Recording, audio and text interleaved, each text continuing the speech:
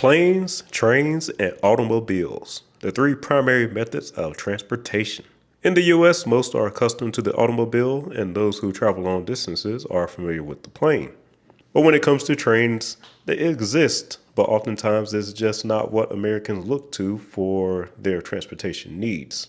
You might be used to Amtrak, where a train from Denver to Chicago would cost you 18 hours of time, a full 4 hours slower than driving. Well, the folks in Florida now have the missing third method of travel. Enter Brightline, the only privately owned and operated passenger rail service in the U.S., today operating a line from Miami to Orlando. But what is it like to ride on this new train, and how does it compare to driving or flying? Well, in April 2024, I took the full route from Miami to Orlando and back, as well as the drive on Florida's Turnpike for comparison. So I'll key you in on what Brightline is like, as well as how it's stacked up to other alternatives. Let's get into it. Before we talk about the experience of riding Brightline, let's talk about the history of it so that everyone knows exactly what it is. Brightline's origins start back in 2012 when All Aboard Florida, a wholly owned subsidiary of Florida East Coast Industries, announced plans to operate passenger rail service between Miami and Orlando. Initial construction cost estimates were $1.5 billion. The Federal Railroad Administration gave the all clear in 2013, and environmental hurdles were cleared by August of 2015. Construction began in 2015 on the section between Miami and West Palm Beach, and service started in May of 2018. In April of 2019, an additional $1.75 billion of financing was acquired for an extension to Orlando, and additional stations were opened in December 2022 in Aventura and Boca Raton, while the Orlando station opened in September of 2023. As of today, this is the full extent of the route with the 5 stations. And it isn't done yet either, as there are big plans for the future. In Florida, there are plans to open stations on the existing line in Stewart and in Cocoa. This will give residents in the Treasure Coast and the Space Coast access to the service. There are also plans to extend the current terminus in Orlando to Disney and eventually to Tampa. This will make Florida's 3 largest metro areas all connected by Brightline. It would also give an alternative to driving I-4 between Tampa and Orlando, which is the most dangerous highway in the state. And there has been talk of a line to Jacksonville, but nothing is confirmed as of yet, as Brightline is primarily focused on connecting Tampa at the moment. But the biggest expansion plan at the moment is in the West Coast, where a line is planned from Las Vegas to the Los Angeles area. This one is to run at much higher speeds, mostly down the median of Interstate 15. It secured $3 billion in funding from the bipartisan infrastructure law and another $2.5 billion in private investments. But now let me get to my experience with Brightline. I was staying in Fort Lauderdale at the time and was planning to spend a weekend in Orlando. Buying a ticket is pretty straightforward. It's very similar to buying tickets for a flight. Prices vary somewhat, with the less desirable times being cheaper, as you'd expect. And the Smart service is like Coach, while Premium is their version of first class. You get a free carry-on and a free checked bag. For my trip, I had a backpack as a carry-on and a duffel bag with my clothes that I also carried onto the train. Parking is $10 per day if you want to leave your car at the garage in Miami. I was going to be leaving from the Miami station as I wanted to experience the full route. I wanted to experience both the Premium and the Smart service, so I decided to do Premium to Orlando and go with the Smart service on the way back. 3 days for parking my vehicle in the garage, so you can see the total price here. So that's that. After you pay, then you get your tickets sent by email. The Miami station is located on First Avenue in the city's historically black Overtown neighborhood.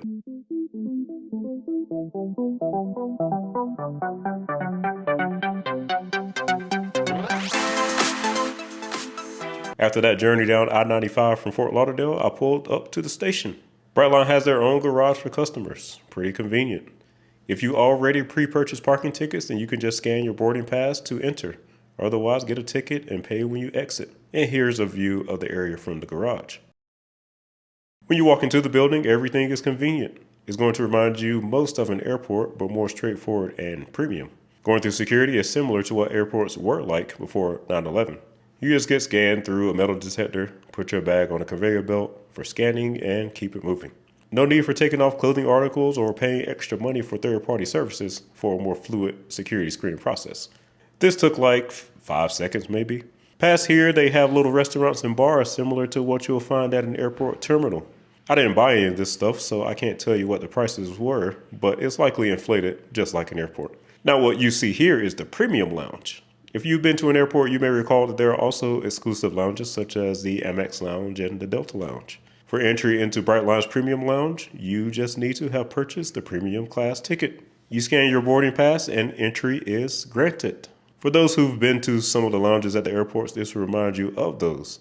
Free food, free coffee, soft drinks, and they even had wine and beer on tap. Yes, I know, that was the most horrible pour ever. Now there's a ton of space and lots of areas to sit down and relax, or sit and get some work done on your laptop. The walls are decorated with art and photos showcasing the history of the Overtown neighborhood. Once it's time to board, you head up the escalator to the train platform. Now I didn't realize this at first, but if you purchase the premium, then there are certain cars labeled for premium. I accidentally walked into one of the smart cars initially. In the premium cars, you get quite a bit of space, even more than first class on the plane. The majority of people will always opt for the cheapest ticket, so the premium car had less people overall. Now, one of the reasons that I didn't buy any food or drinks at the station was for this. In premium, you are served with a meal, and you also get complimentary drinks. The meal was decent, pre-packaged, so nothing spectacular, but it did the job.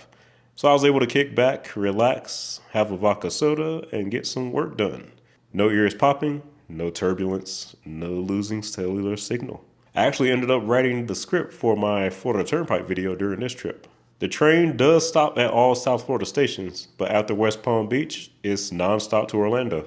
The speed also increases after West Palm Beach, where it goes up to 125 miles per hour from the 79 miles per hour that it travels in South Florida. All in all, it was very pleasant.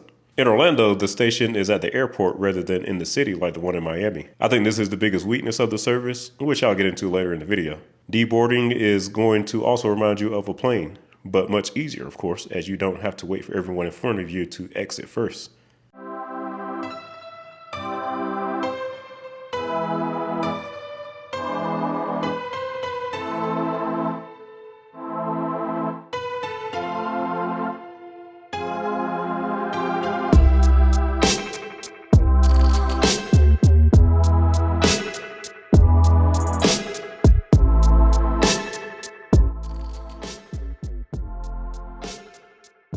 Once you get outside, you'll see the ground transportation area like at an airport terminal. If you purchase premium, then Brightline does provide an Uber credit to help you get from the airport, but it's not quite enough to cover the full cost in most cases. For this stay, I had a bunch of points stacked up with choice, so I booked a Cambria right outside the airport. Clearly not a walkable area, and a car will most certainly be needed to get anywhere around here. It was a pretty nice hotel facility, which is usually the case for a Cambria. Since I didn't have a car, I mostly stayed in the hotel area Friday night and most of Saturday. But Saturday evening, I did have a date up in Winter Park, so I got an Uber ride up there, as Orlando is a place that you need a car to get around. This is a pretty nice area. I had a bison burger at this place called the Hangry Bison. Definitely recommend that you check it out. And then for Sunday, I ended up changing my trip time, as that was way too early to get up on a Sunday morning. Not sure what I was thinking when I originally booked it. But once it was time, I got yet another Uber from the hotel to the airport. Brightline does have its own big, beautiful new terminal at the airport. Now on the way back, I will be taking the Smart Ride rather than the premium service. Walking through, you can tell this place is premium and brand new. Security screening was a breeze just like in Miami. You'll see similar restaurants and convenience stores to the Miami station.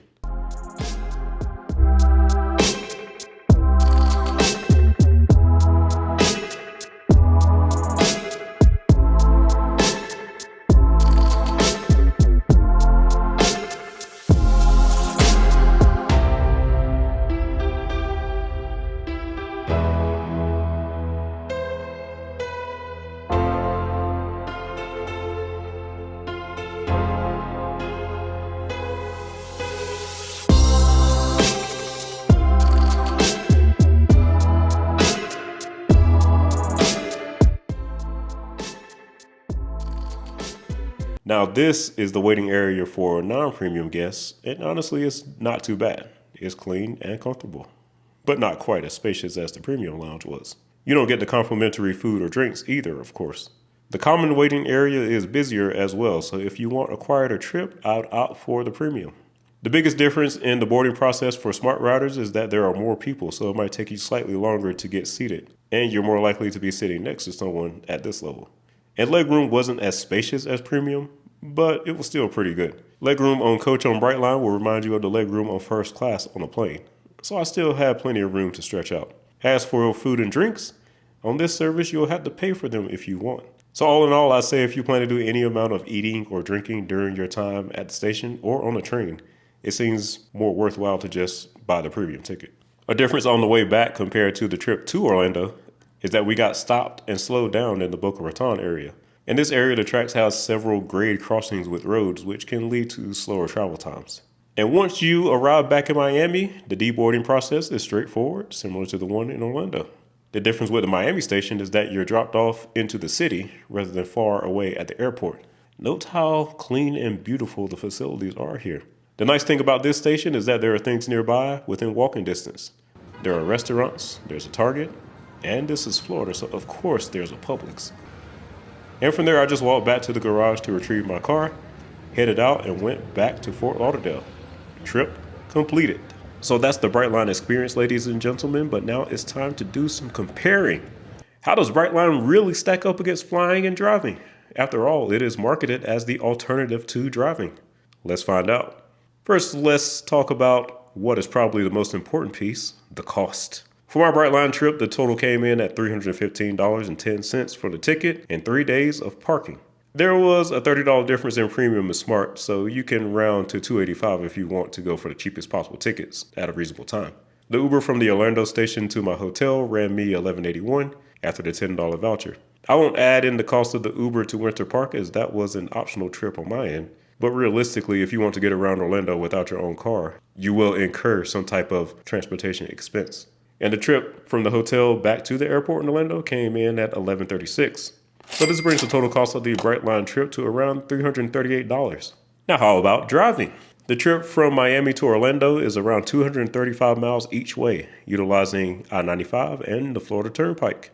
So you're talking about 470 miles in all. My car usually averages around 35 to 40 miles per gallon on the highway, so we can say that this trip took just over a full tank of gas back and forth, which comes in for me at around $50 in gas. In terms of tolls, it's going to cost you about $16 each way using the Turnpike. So in terms of direct cost, you're looking at around $82 for driving the round trip. Also, with driving, there is no additional cost for bringing more people along. Now, I did a trip solo, but if you're bringing family along or traveling with your wife or your girlfriend, then flying and Brightline will incur additional costs for more tickets.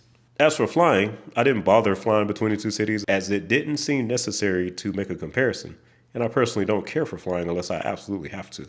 So let's do a week in advance, as that's how far out I booked my Brightline tickets. The lowest prices we see before taxes is $254 from Frontier and $272 from American or Delta. Now, if you check a bag, that's going to cost you an extra $40. While that wasn't the case with Brightline. The other thing to understand about the airline industry is that it used to be first class, business, or coach. But now they have separated coach into like 3 different categories. So you have basic, main cabin plus, etc., etc. Just ridiculous. But let's go with main cabin as the basic economy restrictions are just too limited to even consider. So with a similar ticket on a plane, you're looking at $348. But we're not done yet with the cost of flying. Economy parking will run you $12 per day at Miami International Airport, so that would be $36 for 3 days. We can also apply the Uber charges to the cost of flying, as you'll need additional transportation without a car. And there's no $10 credit like with Brightline, so that brings the airplane total to around $416. So total costs, we have flying at $416, Brightline at $338, and driving at $82. Now let's talk about the time of travel. We'll go ahead and get the airline out of the way first. Flying destroys driving or the train in terms of travel time. We're looking at 1 hour and 9 minutes for a flight to Orlando and 1 hour and 18 minutes to get back to Miami. It's not even close here. If you have to get to the place in the absolute fastest time possible, the airplane is king. And even if you add in the time in security and walking to and from the gates at the terminal, it's still not even close. Now let's take a look at Brightline. The time from boarding to deboarding from Miami to Orlando was about 3 hours and 30 minutes, while the trip back took 3 hours and 20 minutes, even with the slowdown in Boca Raton. And as for driving, the time was pretty similar to Brightline. My video of the drive to Orlando on YouTube was around 3 hours, but there actually was a car that caught on fire and closed the road, so I had to exit on the Highway 70 in Fort Pierce take I-95 north and then get onto State Road 60 to get back to the Turnpike in Yeehall Junction. And typically that section takes around 40 minutes to drive, so we can say that driving is slightly slower than Brightline at 3 hours and 40 minutes. So in terms of speed, we have the airplane above and beyond the other two, which gets the job done in almost a third of the time. And the last point of comparison I want to make is the convenience and comfort between the three. First, the airline. Now personally, I'm not a fan of the flying experience. If you don't pay through the roof for first class, then you're cramped into a tiny little seat. The security screening process is far more drawn out and stressful. Now, of course, you can pay extra to speed this up as well with TSA PreCheck or Clear, but the default experience is poor. The access to premium lounges requires holding certain credit cards with the airlines, while with Brightline, you can just pay extra for it. But I will say that the lounges such as those from Amex at the airports are superior to Brightline's premium lounge. If you know, you know. There are 4 to 5 different classes of coach, rather than just a simple first class or premium level versus coach. Are you seeing the trend here yet? Basically, the airlines have cleverly figured out how to nickel and dime you to death in order to get an end-to-end comfortable experience while flying. And as for productivity in flight, I usually fly with Delta, and most of the flights do have Wi-Fi these days. I'm not sure about the other airlines. However, with the tiny space, I find myself not really wanting to bother with trying to get anything of value done on the plane. Airports are usually located far from the city center, so when you do land, you will almost always need additional transportation to get from the airport to your destination. And to be fair, I will say that most large cities now have at least some form of transit between the airport and the central business district, but not all. If you want to get around during your trip, you're going to need a car in almost every metro area not named New York. So keep that in mind. Those Uber rides do add up. And lastly, the delays. Weather can cause delays with any type of transportation, but it is far worse with the airlines. You can often get flights canceled and be stuck in a location for days at a time.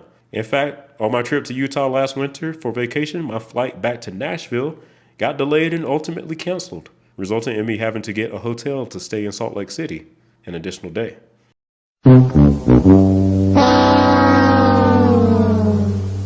With driving or the train, you really don't have this level of delay. Overall for flying, I'd say the default experience is by far the worst of the three. You'll have to pay significantly more and or hold certain credit cards for it to be comparable. Next, let's talk about the driving experience. Now, this is the one that most Americans are familiar with. The obvious advantage of the car is the end-to-end destination access. With the car, you can drive from your front door in Miami to the exact place in Orlando that you went there for. No Ubers are necessary, no trains, no buses. Single mode, end-to-end transportation. All of the Orlando metro area is available to explore at no other additional cost besides gas, since there are roads everywhere. There are also no additional fees for bringing as many bags as you want. You're only limited to what your car can hold. Now, the downside of the car is that you have to be actively participating, meaning you are the driver. So you can't do something productive like watch Mileage Mike on YouTube while you're driving. So you'll have to keep your eyes on the road. But of course, you can still listen to YouTube. You can't relax and just wait for the trip to end like you can on a plane or on Brightline. But for some people, driving can be stressful, especially if you're sitting in traffic. And driving is also statistically the most dangerous of the three modes of transportation. But in terms of overall convenience, it is the winner. Now, Brightline. Most of the comfort features go back to the comparison with flying. There are two classes, coach and premium. And premium doesn't cost much more than coach with Brightline. This puts the access to complimentary food and drinks within easier reach compared to flying.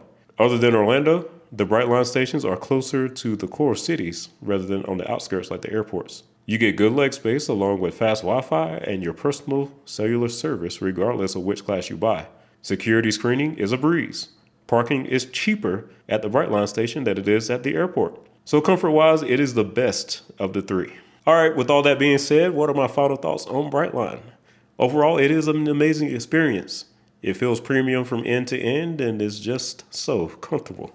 This isn't the typical local transit type experience that you might be accustomed to. It's clean, safe, and high-end.